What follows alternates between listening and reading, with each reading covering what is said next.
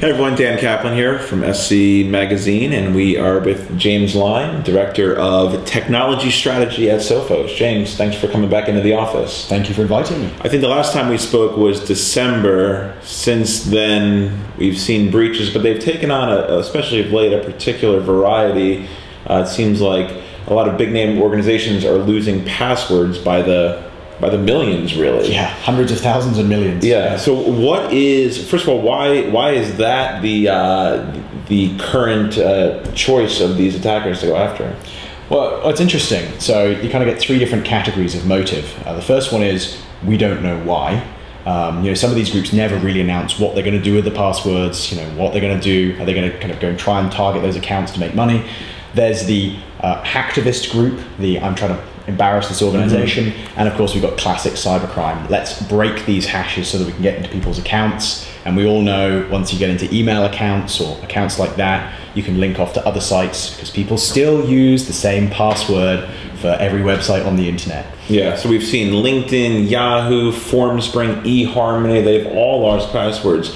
Is it just becoming a trend where perhaps one group is seeing someone do it and then they say we can do that too? I think it's kind of like the Sony breaches, where there were, in the end, kind of over 10 different breaches from different groups, and it became the cool thing to do to hack Sony. And I think we've got a bit of that going on with this password and hash stealing. People have realized it's possible. They've realized it's remarkably easy to do it to some large organizations, and everyone's jumping on the bandwagon. Yeah, and what's happening is the cover is being blown for a lot of these organizations because they're really not using much encryption at all. In some cases, this stuff is in clear text. I mean, how are a big company like LinkedIn or Yahoo getting away with that? Well, it's staggering. I mean, as you say, for example, the Yahoo stuff was plain text, which is just, it's unprofessional is the only word that can be used. Then you've got other organizations like LinkedIn where the passwords were hashed with a one-way function, but they're using what I would call kind of 1990s style hashing.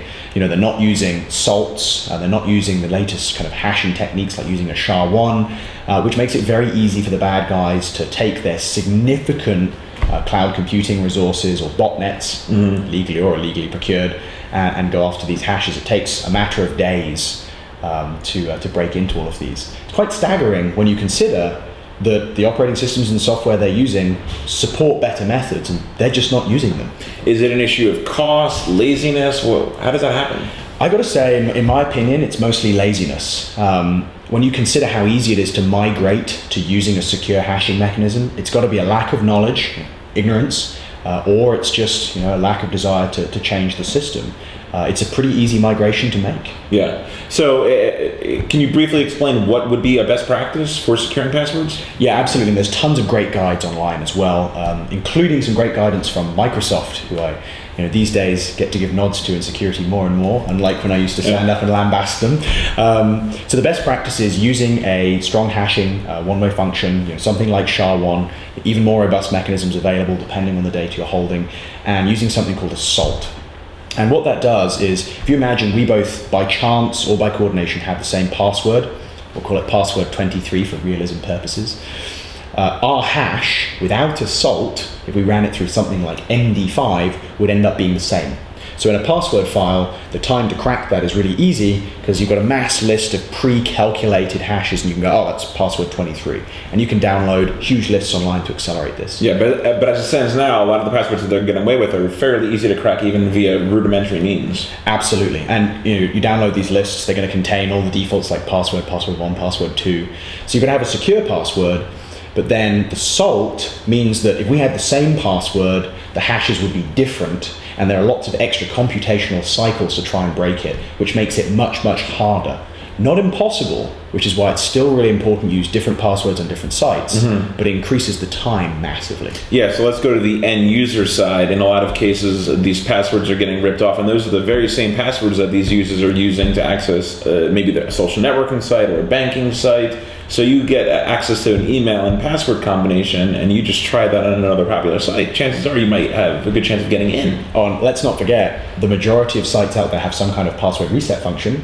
And where do they send the password reset validation link? To your email account.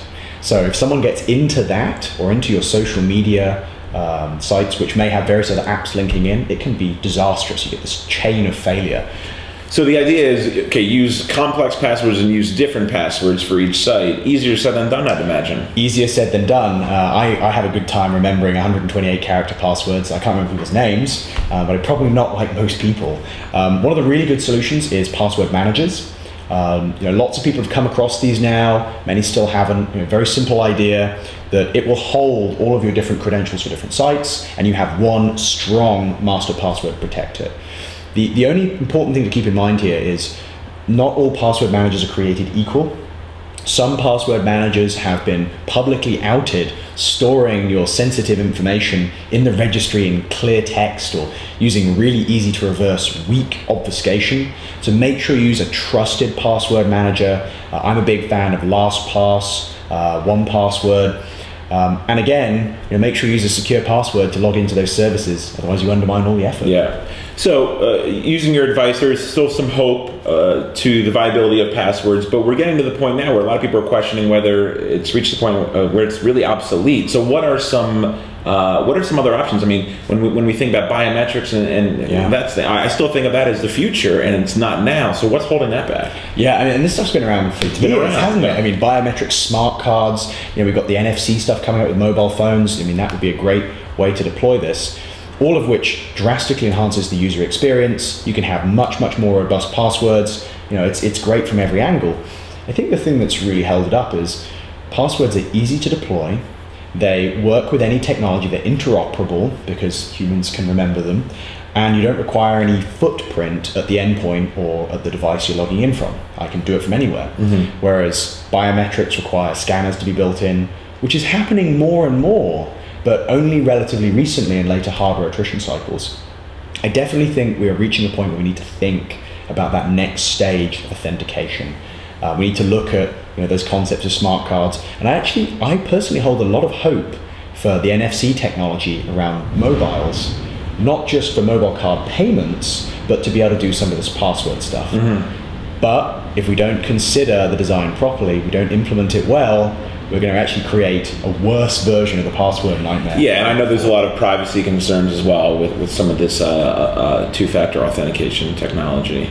Let's switch gears now to talk about exploit toolkits. I know that's something you've been investigating, and it seems as if the market has become quite saturated with this stuff. And we're seeing things like Black Hole, which is one of the more popular exploit toolkits, exploits being built into that very quickly. Staggeringly so in some cases. So what's going on in that space?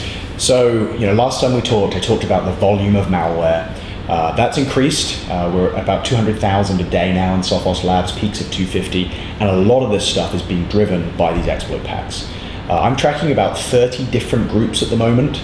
Some of them very small, and some of them, the likes of Black Hole or Crime Pack, all with competing features, some of them with technical support and video installation guides. What these packs do is they make it incredibly easy for someone with ill intent and the ability to form a mule network to extract money to go out there and conduct high quality cybercrime on a mass scale. I mean, you don't have to be a programmer. You click through the wizard and it does everything for you. And so I attribute a lot of that growth in malicious code and these attacks to these toolkits. And you made an astute point about the velocity of exploits being built in. We saw a 0-day around XML a few weeks back that was used in some targeted attacks. Within an incredibly short space of time, that was built into Black Hole exploit pack before a patch was available, so that anyone with that toolkit could get out there and start downloading malware to people's computers. So if you're one of our listeners, or watchers, viewers I should say, and you know this is going on, and you know that the exploit kits are built in with a lot of obfuscation techniques in order to prevent them from being detected and that sort of thing, what can you do? So for me, the big answer is layered defenses. It's not a new concept, right? Defense in depth. Everyone's talked about it for years, but I still talk to a lot of people, both home users as well as enterprises, who have a very 1990s model. It's a recurring theme throughout this talk. Bit of AV, bit of patching, bit of password stuff. That's about it. There's a load of great security controls that are more behaviorally focused. Web security. Let's remember, if you can block access to that crime pack site at the top level, they never get to download malicious code for the antivirus product to deal with. building up those layers and using a diverse strategy is the best way to deal with this stuff. But continuing to be diligent in patching and making sure everything is running smoothly is the best strategy. Yeah, and there's going to be some talks at Black Hat and DEF CON. I'm sure that'll look at some of the exploit crimeware toolkit that's going on out there. So James Lyne from Sophos, thank you for joining us today. Great stuff as always. Pleasure, thank you.